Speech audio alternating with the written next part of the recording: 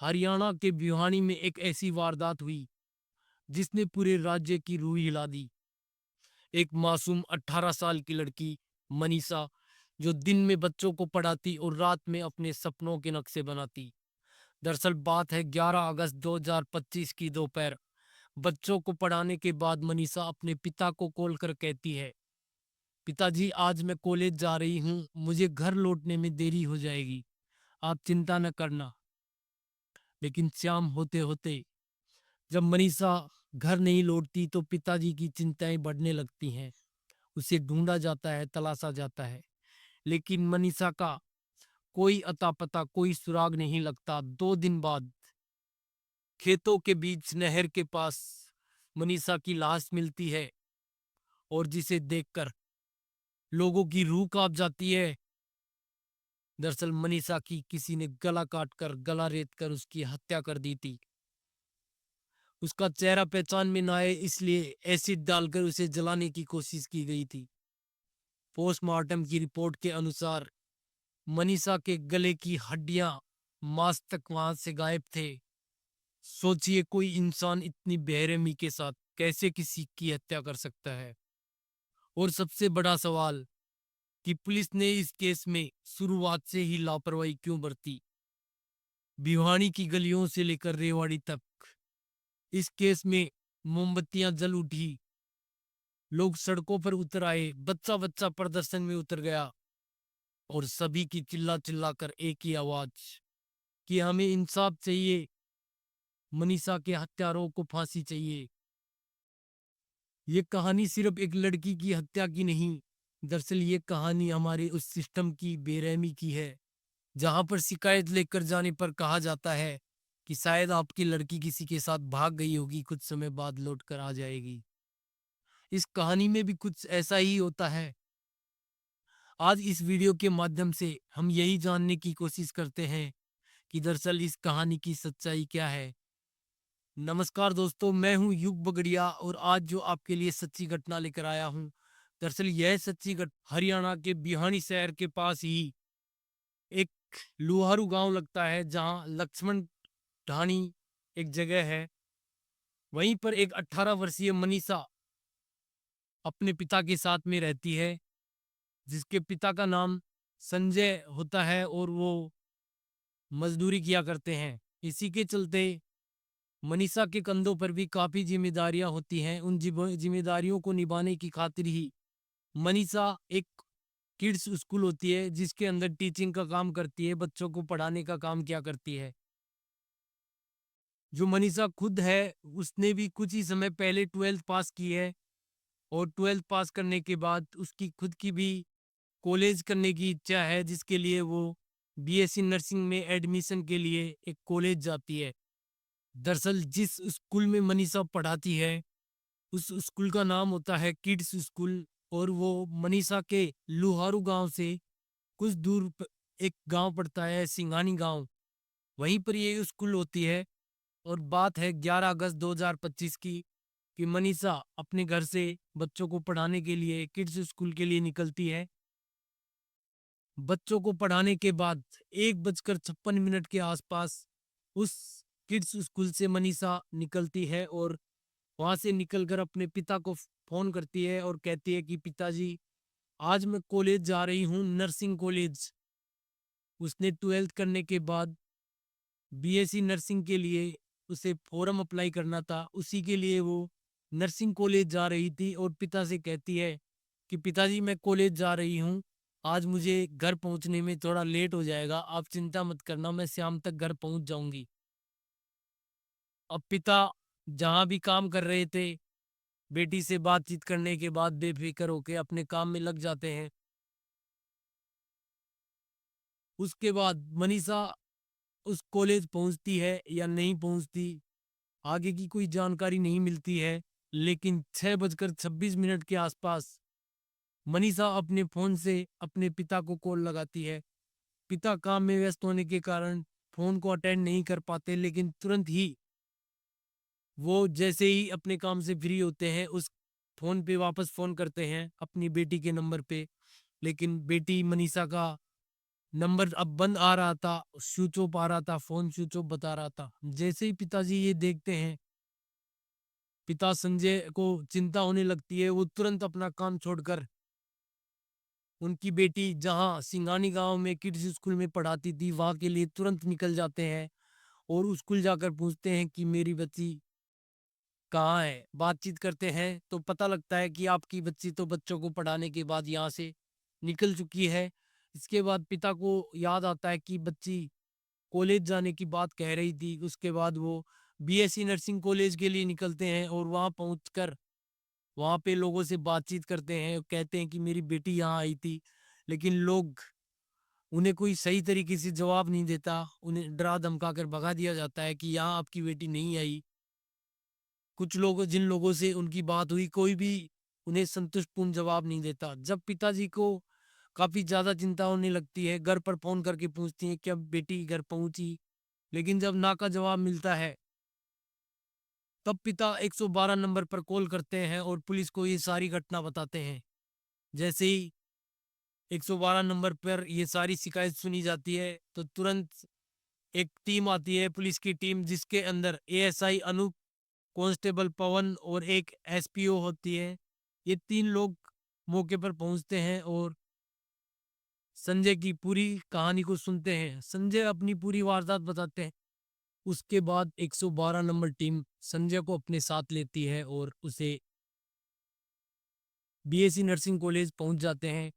वहां जाकर पूछताछ करते हैं, लेकिन पूछताछ में कुछ पता नहीं लगता। तब 112 नंबर टीम सीसीटीवी फुटेज दिखाने के लिए कहती है, तो वहाँ जवाब मिलता है, नहीं, अब तो शाम हो चुकी है, ऑफिस बंद हो चुका है। आप कल आना, जब दफ्तर सुबह खुलेगा, तब आपको सीसीटीवी फुटेज दिखा दी जाएगी। वैसे भी यहाँ पर कोई लड़की आई नहीं है, आप यूं ही सीसीटीवी देखने की बातचीत कर रहे हो।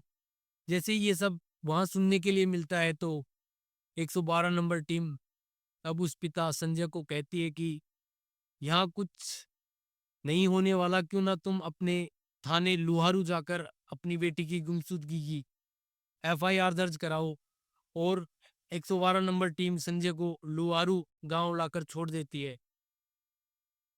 अब शाम हो जाती है, संजय अपने लुहारू थाने पहुंचता है। वहां जाकर वो अपनी बेटी की गुमशुदगी की एफआईआर दर्ज करने के लिए कहता है, लेकिन वहां पर जो स्टाफ होता है वो उस संजय से कहता है कि शायद तुम्हारी बेटी किसी के साथ भाग गई होगी, कुछ समय बाद लौट आएगी। उसकी एफआईआर दर्ज करने से मना करते हैं वो लोग।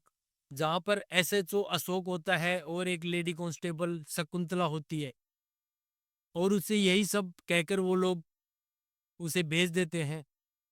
11 अगस्त की रात जैसे तैसे संजय अपनी बेटी को ढूंढते हुए निकल जाती है। सुबह होती है, फिर से संजय और गांव वाले मनीषा को ढूंढते हैं, लेकिन जब कुछ पता नहीं लगता, फिर से 12 अगस्त थाने पहुंच जाता है संजय और अपनी बेटी की गुमशुदगी की एफआईआर दर्ज करने के लिए काफी दबाव डालता है। उसके साथ काफी लोग भी जाते हैं।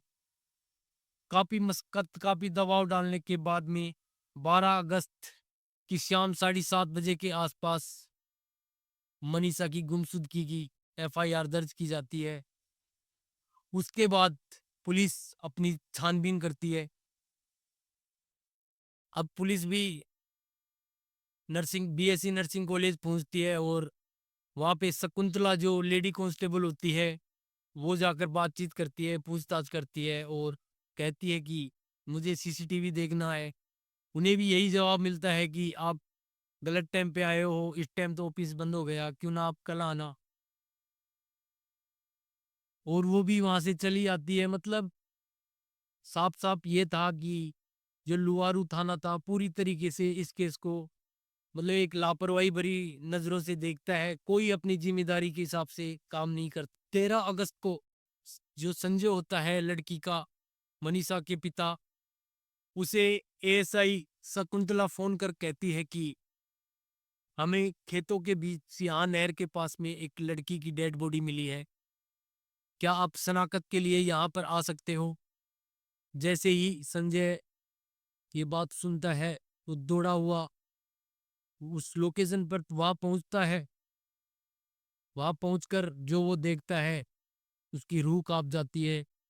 दरअसल जो डेड बॉडी थी वो उसी की बेटी मनीषा थी, जिसकी किसी ने बड़ी ही बेरहमी के साथ गला काट कर हत्या कर दी थी। उसका गला पूरी तरीके से काट दिया गया था। आधा सेंटीमीटर शायद कुछ गला बचा हुआ था। उसका चेहरा पहचान में ना आए, इसी के खातिर उसके ऊपर एसिड डालकर उसे जलाने की कोशिश की गई थी। उसकी आंखें, उसके कान, कुछ दिखाई नहीं दे रहा था। ये सब देखकर वहां आसपास के सभी लोग हैरत अंगेज, काफी दुखी, और जो संजय होता है उसका रो रो कर बुरा हाल। अब क्या था उसके बाद, मनीषा की बॉडी को पोस्टमार्टम के लिए भेज दिया जाता है और आसपास के इलाके में हाहाकार मच जाता है। लोग मनीषा के लिए, मनीषा के न्याय के लिए सड़कों पर उतर जाते हैं, धरना प्रदर्शन करने लगते हैं और सभी की एक ही मांग कि जितनी जल्दी हो सके मनीषा के कातिलों को पकड़ा जाए और उन्हें फांसी मिलनी चाहिए। यही मांग के साथ चारों तरफ बिहानी के आसपास के इलाकों में प्रदर्शन होने लगते हैं। उसके बाद कुछ समय बाद मनीषा की भिवानी हॉस्पिटल से पोस्टमार्टम रिपोर्ट आती है, जिसे देखकर और सुनकर परिजनों को बिल्कुल भी यकीन नहीं होता।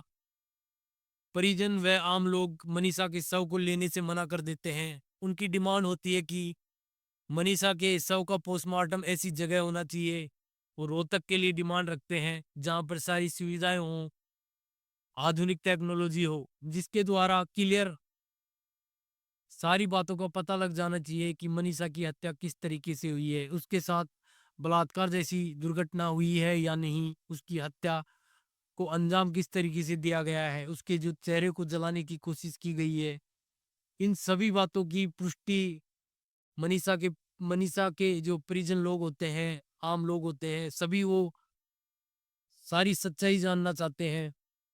मनीषा के शव को लेने से साफ साफ इनकार कर देते हैं। उसके बाद मनीषा के शव को रोहतक हॉस्पिटल भेजा जाता है। वहां से दोबारा से मनीषा का पोस्टमार्टम होता है और जो पोस्टमार्टम में कई चीजें सामने आती हैं जिनसे भी लोग काफी आहत होते हैं, लेकिन अब भी परिजन लोग मनीषा के शव को लेने से इनकार कर रहे हैं। उनकी एक ही इच्छा है, जब तक मनीषा के कातिल पकड़े नहीं जाएंगे मनीषा का अंतिम संस्कार नहीं किया जाएगा। भिवानी में मनीषा के न्याय के लिए बड़े बड़े प्रदर्शन किए जा रहे हैं, बड़े बड़े नेता सामने आ रहे हैं। आसपास के बड़े बड़े लोग मनीषा के समर्थन में उतर रहे हैं, सभी मनीषा को न्याय दिलाने के लिए उन प्रदर्शनों में भाग ले रहे हैं।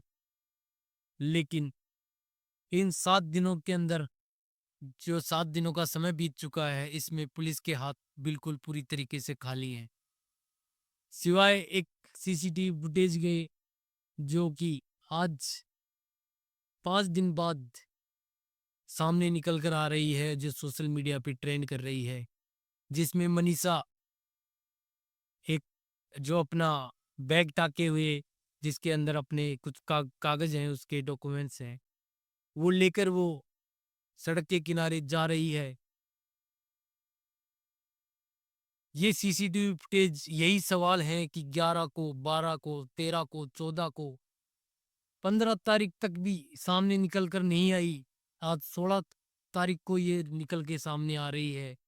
सोचिए, अगर पुलिस ने इस शिकायत को उसी दिन गंभीरता से लिया होता तो शायद आज मनीषा की जान बच गई होती, क्योंकि 11 अगस्त को जब उसके पिता ने 112 नंबर पर कॉल किया था और 112 नंबर टीम उसी दिन अगर यह सीसीटीवी फुटेज निकलवा लेती, इसे देखती, उसके बाद मनीषा को ढूंढ लिया जाता, तो शायद उसकी जान बच गई होती। लेकिन आज 5 दिन बाद यह सीसीटीवी फुटेज बाहर आती है।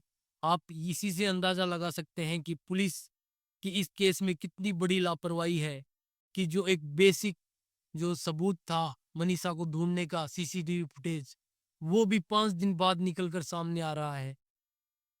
लेकिन सच तो ये है कि हमारे सिस्टम की लापरवाही ने भी उसकी मौत में बराबर का साथ दिया है। अब सवाल सिर्फ ये नहीं कि मनीषा की को किसने मारा है, उसकी मौत कैसे हुई है।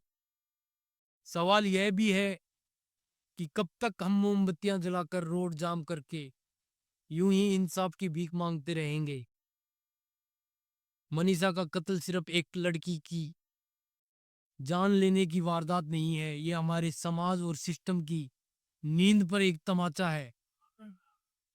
आज पूरा भिवाड़ी सड़कों पर है, लोग इंसाफ की भीख मांग रहे हैं। और यह आवाज सिर्फ भिवानी की नहीं, हर उस लड़की की है जो कल की मनीषा बन सकती है। अगर आप भी चाहते हैं कि मनीषा को इंसाफ मिले, आपको यह घटना सोचने पर मजबूर करती है, तो वीडियो को लाइक कर शेयर करें, कमेंट बॉक्स में अपनी राय रखें और जाने से पहले चैनल को सब्सक्राइब कर बेल आइकन जरूर दबाइएगा, ताकि ऐसी ही सच्ची घटना आप तक ही नहीं बल्कि समाज के हर कोने तक पहुंच सके।